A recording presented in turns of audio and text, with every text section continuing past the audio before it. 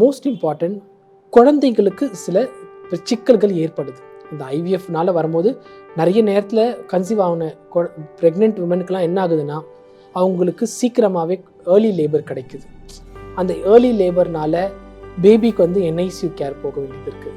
So preterm labour, NICU இதெல்லாம் நமக்கு நடக்குது. ஸோ இதை எல்லாமே நம்ம புரிஞ்சுக்கிட்டு நம்ம தேவைன்னா ஐவிஎஃப் ஃபிக்ஸி பண்ணிக்கணும். இதை என்னுடைய ஒரு எண்ட் பாயிண்ட்.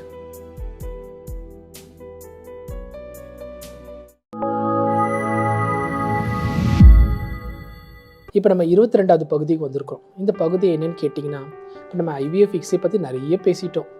இப்போது இந்த ஐவிஎஃப் ஃபிக்ஸியில் ஏதாவது ரிஸ்க் இருக்கா? சில பேர் கவுன்சிலிங்கில் சொல்கிறாங்க, சில பேர் தெரியலனா தெரிஞ்சுக்கிறது நமக்கு முக்கியம். ஸோ இப்போ என்ன நடக்குதுன்னு பார்த்தீங்கன்னா, இப்போ ஒருத்தருக்கு ஒரு முட்டை வளர்ச்சி இருக்குது. இது நம்ம செயற்கையாக எல்லாமே பண்ணுறோம். முட்டையை அதிகமாக வளர வைக்கிறோம், வேகமாக வளர வைக்கிறோம், அதை நம்ம வெளியே எடுத்துடுறோம். அந்த முட்டைகளை நம்ம சேர வச்சு அதுக்கப்புறம் அந்த கருக்குழாய் நம்ம கர்ப்பப்பை உள்சுவரை வளர வைக்கிறோம். அதுக்கு மெடிசன்ஸ் கொடுக்குறோம், நிறைய ஹார்மோன்ஸ் கொடுக்குறோம்.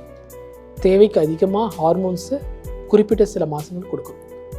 ஸோ டெஃபினட்டாக நீங்கள் பார்த்தீங்கன்னா ஒரு இமீடியட் ரெஸ்பான்ஸ், லாங் டேர்ம் ரெஸ்பான்ஸ்னு ஒன்று இருக்குது. அந்த இமீடியட் ரெஸ்பான்ஸ்ன்னு பார்த்தீங்கன்னா சில பேர் கொஞ்சம் வெயிட் கெயின் ஆகிடுறாங்க. ஏன்னா நம்ம ஸ்டிராய்ட்ஸுங்க இதெல்லாம் கொஞ்சம் யூஸ் பண்ண வேண்டியதாக இருக்குது. கொஞ்சம் ஹார்மோன்ஸை எக்ஸசிவாக நம்ம யூஸ் பண்ணுறோம்.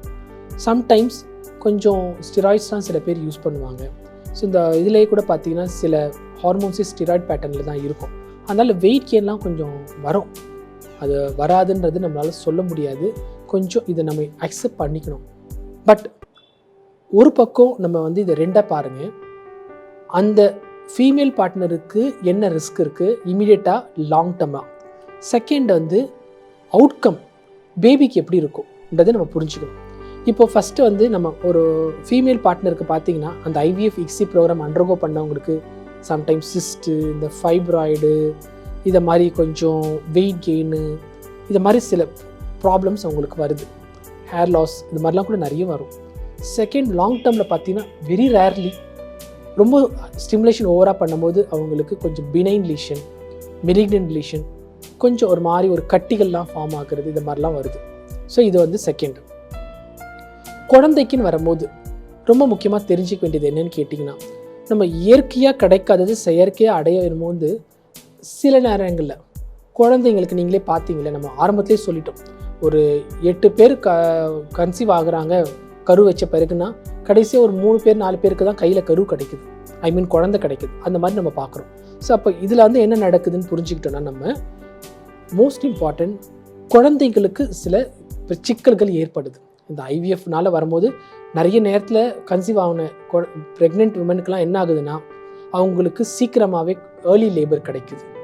அந்த ஏர்லி லேபர்னால் பேபிக்கு என்ஐசியூ கேர் போக வேண்டியது இருக்குது.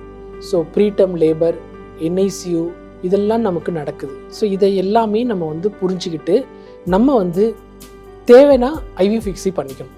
இதை என்னுடைய ஒரு எண்ட் பாயிண்ட்.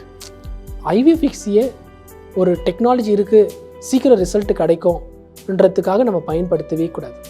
இது கண்டிப்பாக நமக்கு தேவைன்றது தெரிஞ்ச பிறகு தான் நம்ம முயற்சி பண்ணணும். அதுதான் கரெக்டான மெத்தட்.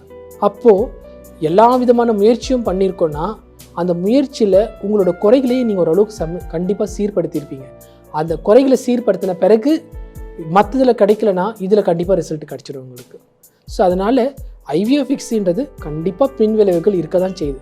நமக்கு ஒரு அந்த பெண்களுக்கும் சரி கருவுக்கும் சரி இதெல்லாம் நம்ம கொஞ்சம் பிரச்சனையை நம்ம ஏற்றுக்கொள்ள வேண்டிய ஒரு கட்டாயம் இருக்குது. ஆனால் ஒரு அலாமிங்காக கிடையாது. ஏன்னா இந்த இக்ஸின்றது பார்த்தீங்கன்னா கிட்டத்தட்ட 30 வருஷமாக நடைமுறையில் வந்துருச்சு. அதாவது இக்ஸியில் பிறந்த குழந்தைங்க அடுத்த தலைமுறைக்கு போக ஆரம்பிச்சிட்டாங்க. ஸோ அதனால் இதை நான் முழுமையாக எதிர்க்கலை. ஆனாலும் இதில் சில பின்விளைவுகள் இருக்க தான் செய்யுது. அது இல்லைன்றது நம்மளால் சொல்ல முடியாது. அதனால் அதையும் புரிஞ்சுக்கிட்டு தான் நம்ம இதை ட்ரீட்மெண்ட் பண்ணுறோம். அந்த பின்விளைவுகள் ஒரு பெரிய ஒரு அலாமிங்காக இப்போதைக்கு எதுவும் ஒரு அச்சம் கொடுக்குற அளவுக்கு இந்த ட்ரீட்மெண்ட்டே செய்யக்கூடாது, தடுக்கணுன்ற நிலைமைக்கு கிடையாது. பட் டெஃபினட்டாக இது தேவைன்னா பண்ணிக்கிறது நல்லது. புரியுதுங்களா?